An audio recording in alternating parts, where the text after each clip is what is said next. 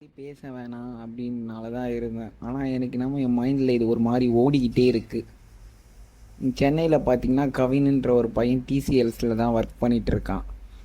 Maybe நீங்கள் எல்லாருமே இதை பற்றி கேள்விப்பட்டிருப்பீங்கன்னு நினைக்கிறேன். இயர்லி பார்த்தீங்கன்னா அவனுக்கு 12 லேக் பேக்கேஜில் இருக்கான். அவன் வந்து ஒரு பொண்ணை லவ் பண்ணான். அவங்க வந்து ஸ்கூல் படிக்கிறதுலேருந்து 2 பேரும் லவ் பண்ணிட்டு வந்திருக்காங்க.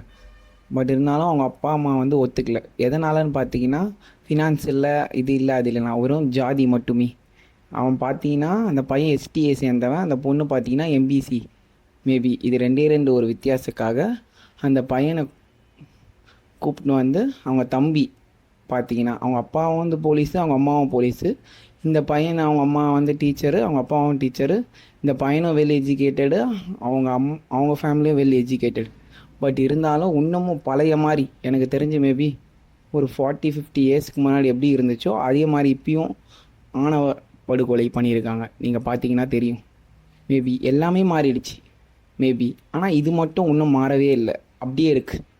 இப்போ அந்த பொண்ணை விசாரிக்கும் போது எனக்கு இதெல்லாம் கேட்குறதோட ரொம்ப அந்த பொண்ணு பேட்டி கொடுக்கும்போது அந்த பொண்ணு ஒன்று சொல்லியிருக்கு, நான் அந்த பையனை லவ்வே பண்ணல அப்படின்னு. இது கேட்கும் போது தான் எனக்கு இன்னும் ரொம்ப காண்டாகவும் வெறுப்பாகவும் இருந்துச்சு.